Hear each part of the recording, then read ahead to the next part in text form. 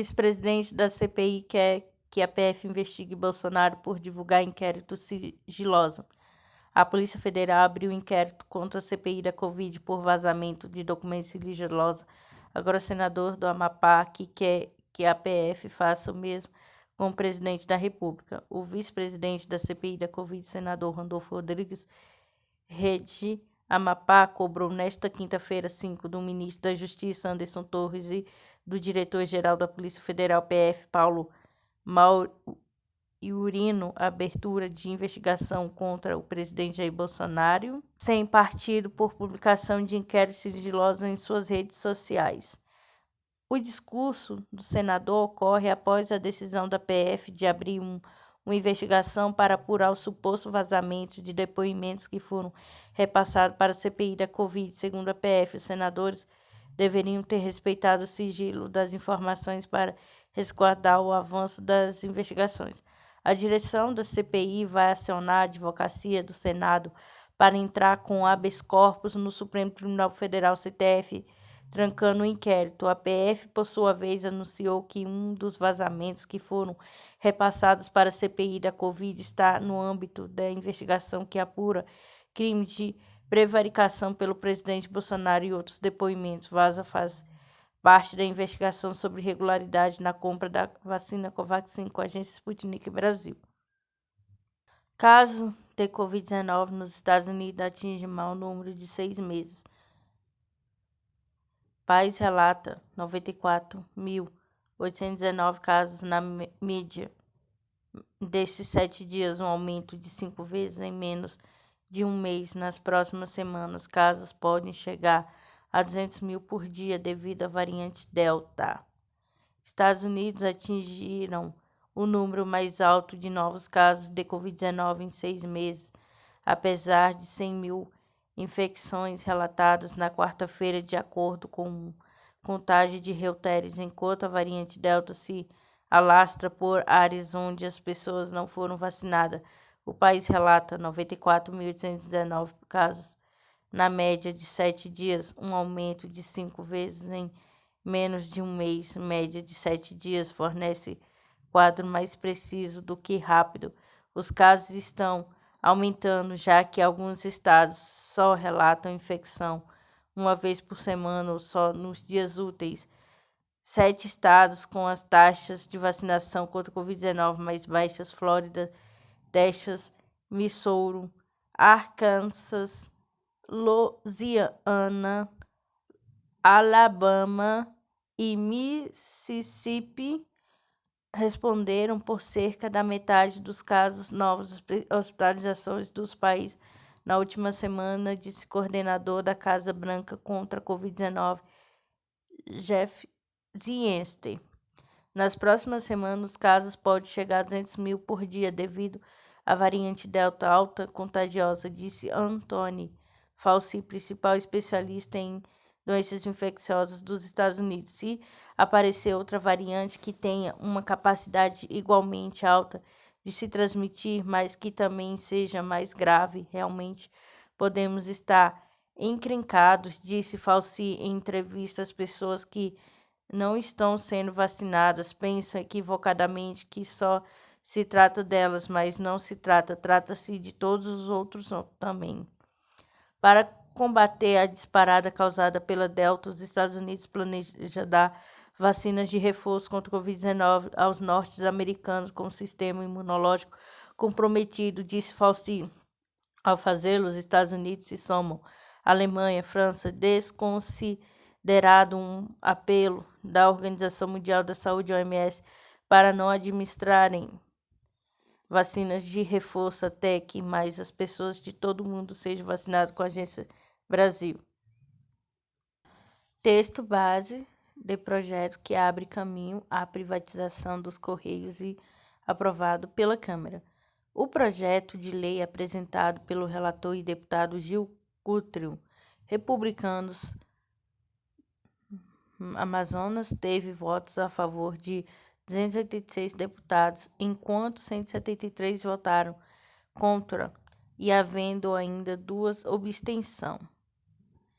Segundo a condição referidas no projeto de lei, os trabalhadores da atual estatal terão um período de estabilidade de 18 meses após a privatização e só poderão ser demitidos por justa causa.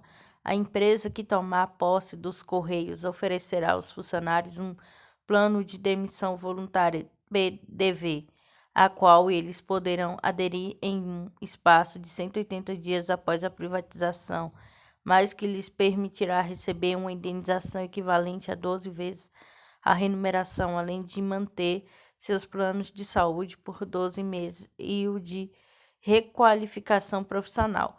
Outros dos pontos do projeto de lei prevê que a empresa que compra os Correios terá exclusividade mínima de 5 anos sobre os serviços portais, ou seja, carta, cartão postal, telegrama e demais correspondência. O texto final ainda poderá ser analisado e alterado de forma pontual pelos representantes. No entanto, sua constitucionalidade já foi questionada pela Associação dos Profissionais dos Correios, ADCAP, que crê em prejuízos para os cidadãos e empresas brasileiras, está em análise pelo Supremo Tribunal Federal, STF. O projeto de lei também foi criado pelo Procurador-Geral da República, Augusto Aras, e o Partido dos Trabalhadores, PT. É planejado que o leilão de privatização comece em março de 2022. Os Correios possuem, em maio, 90.875 funcionários. É a empresa com maior número de empregados no Brasil, com a agência Sputnik Brasil. Pressuposto do diálogo e o respeito mútuo. Após falar de Bolsonaro, Fux cancela a reunião dos poderes. Nos últimos dias, o presidente Bolsonaro tem defendido o voto impresso e atacou diversas vezes o presidente do TSE, o ministro do STF, Luiz Roberto Barroso. O presidente do Supremo Tribunal Federal, STF, ministro Luiz Fux, anunciou nesta quinta-feira 5, o cancelamento da reunião que haveria entre os chefes dos poderes. Fux reclamou do comportamento do presidente Jair Bolsonaro sem partido e das ofensas e o ministro ao processo eleitoral brasileiro. O presidente da República tem reiterado ofensas e ataques de inverdades integrantes desde a corte, em especial os ministros Luiz Roberto Barroso e Alexandre de Moraes, sendo certo que, quando se atinge um dos integrantes, se atinge a corte por inteiro. Além disso, Sua Excelência Bolsonaro mantém divulgação de interpretação equivocadas de decisão do plenário, bem como insiste em colocar sob suspensão rigidez do processo eleitoral brasileiro, afirmou Fux. A reunião havia sido marcada em 12 de julho, quando Fux e o Bolsonaro se encontraram na sede do STF. A reunião foi motivada pelo constante ataque de Bolsonaro ao sistema eleitoral e o ministro do Supremo. O ministro afirmou que, na ocasião, alertou o presidente sobre os limites do exercício do direito de liberdade de expressão e criticou a instância de Bolsonaro em criticar membros da corte. Diante dessa circunstância, o Supremo Tribunal Federal informa que é cancelada a reunião outrora anunciada entre os chefes de poder, entre eles o presidente da República, a pressuposto do diálogo entre os poderes e o respeito mútuo entre as instituições e seus integrantes, afirmou o ministro nesta quinta-feira. Nos últimos dias, o presidente Bolsonaro tem defendido veementemente o voto impresso e atacou o presidente do Tribunal Superior Eleitoral, TSE, ministro do STF, Luiz Roberto Barroso. Ele, Barroso, não vai ganhar na canetada. Não estamos aqui brigando para dizer que é mais homem. Que não é mais homem para termos certeza de que o povo votou. O voto vai extremamente para aquela pessoa, disse o chefe do executivo na quarta-feira 4. Bolsonaro e Barroso divergem sobre a adoção do voto impresso e nas últimas semanas vem trocando farpas em relação ao assunto com a agência Sputnik Brasil. Comissão da Câmara rejeita PEC do voto impresso e Lira diz que pode levar o tema ao plenário. A proposta foi discutida em colegiado especial em meio a atos bolsonaristas e novos ataques do chefe do executivo às urnas eletrônicas. Uma comissão especial na Câmara rejeitou, nesta quinta-feira 5, o relatório do deputado Felipe Barros, PSL, Pará, favorável à PEC do voto impresso, em meio a uma escalada de ameaça golpista do presidente Jair Bolsonaro e com uma sinalização do presidente da Casa, Arthur Lira, PP Alagoas, de que, mesmo com a derrota, pode levar a plenário o texto da proposta de emenda à Constituição.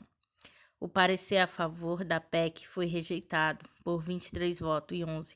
A seguir, o deputado Júnior Mano, PL Ceará, foi escolhido para fazer um novo parecer, agora o contrário à proposta. A reunião ocorreu em meio a um pequeno protesto de manifestantes favoráveis ao voto impresso do lado de fora do anexo 2 Câmara dos Deputados.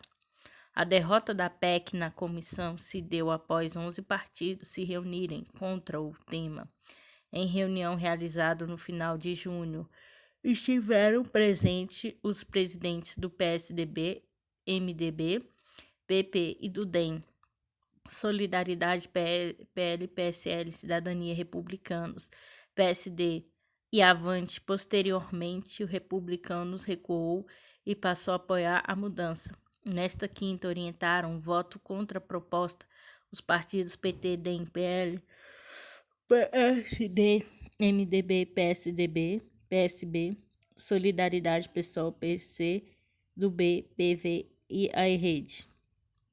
A Cidadania, legenda que se manifestou contra na reunião de junho, liberou seus deputados PP de Lira e do recém-nomeado ministro da Casa Civil, Ciro Nogueira, e o PSL orientaram sim, apesar de também terem se aposto à mudança no encontro de junho. Dos partidos que não participaram, o Novo liberou a bancada, enquanto o PT podemos orientar sim. Mesmo com a derrota na comissão especial, a PEC, de autoria da deputada bolsonarista Bia Kicis, PSL-DF, ainda pode ser levada diretamente a plenário, apreciada pelo deputado, afirmou Lira. Ele falou sobre a possibilidade prevista no regimento ao chegar à Câmara na manhã desta quinta. Questionado sobre se o texto poderia ser votado direto no plenário, o deputado afirmou que regimentalmente existe essa possibilidade. Lira lembrou que as comissões especiais são opinativas, não terminativas. Elas sugerem um texto, mas qualquer recurso pode fazer ir ao plenário. Então é importante que a gente tenha calma nesta hora. Na quarta-feira, 4, o presidente da Câmara afirmou não ter fato revelante para afirmar que houve fraude nas urnas eletrônicas, mas defendeu uma auditagem mais transparente para evitar que a eleição seja contestada. Eu não tenho nenhum fato revelante que eu possa falar que houve fraude nas urnas eletrônicas. Eu não posso desconfiar do sistema em que eu fui eleito, disse. Mas a discussão é se não há falhas, se não há problemas, porque nós ficamos discutindo essa versão. Por que essa versão cresce e o Brasil é feito com problemas de versões? É isso que a gente tenta combater, ressaltou Lira. Então, na minha visão, também, se não há problema, não há por que nós não chegarmos numa situação de termos uma auditagem, seja lá de que maneira for, de forma mais transparente, para que não se tenha uma eleição independente de que quem seja eleito contestada, completou. Além de endossar a parte da bandeira de Bolsonaro, Lira fez cobranças em relação ao tratamento do sistema no Senado. Ele ressaltou que há uma PEC aprovada pela Câmara de 2015, que trata da impressão do registro do voto com depósito em local lacrado nos mesmos moldes do que propõe o texto que está em debate na comissão especial pelos deputados no momento. Essa PEC está no Senado Federal, disse o presidente da Câmara, sem citar o número da proposição, e o Senado Federal até hoje, de 2015 a 2021, não se pronunciou se quer votar ou não essa PEC, portanto, ela não teve urgência que a Câmara deu seu Senado Federal. Diante da perspectiva de derrota na comissão especial, Felipe Barros tentou diminuir a resistência e amenizou pontos que desagradavam partidos, como o dispositivo que estipulavam que as legendas poderiam, até 5 dias após a eleição, pedir recontagem dos votos da sessão eleitoral, desde que assumissem os custos envolvidos no processo. Barros ampliou o prazo para 15 dias e reiterou a menção e a arca com os custos. Bolsonarista também mudou o trecho sobre apuração para determinar que a contagem será exclusivamente manual, a partir de cada um dos registros impressos de voto na sessão eleitoral, com presença de eleitores e fiscais de partido. Antes da contabilização dos registros impressos de voto era automatizada a partir de equipamentos de contagem dos votos que permitam a verificação visual do conteúdo de cada voto durante a implantação gradual. De acordo com o texto anterior, a apuração poderia ser feita com base nos registros eletrônicos, onde o voto impresso ainda não tivesse sido adotado. Barros mudou ainda o prazo para preservação dos registros impressos de voto no primeiro relatório. Isso deveria ocorrer até 31 de janeiro, salvo em situações excepcionais definidas pelo TSE, Tribunal Superior Eleitoral, a partir de quando poderiam ser descartados. No novo relatório, Barros estabeleceu que os registros impressos deveriam ser preservados por 5 anos a partir do dia seguinte da proclamação do resultado, salvo situação em que haja pedido de recontagem ou procedimentos de investigação, hipótese em que deverão ser preservados até o trânsito em julgados do procedimento. O texto também previa que leis que tratem da execução e procedimentos dos processos de votação e demais assuntos que não interferiam na paridade entre os candidatos têm aplicação imediata. Segundo o relatório derrotado, a investigação sobre o processo de votação deve ser conduzida de maneira independente de autoridade eleitoral pela Polícia Federal, sendo a Justiça Federal de primeira instância do local da investigação o fórum competente para processamento e julgamento, vedado segredo de justiça. A resistência contra o voto impresso ganhou força com escala de ameaças golpistas de Bolsonaro, que passou a defender que as eleições de 2022 ocorram somente mediante a aprovação do voto impresso no país.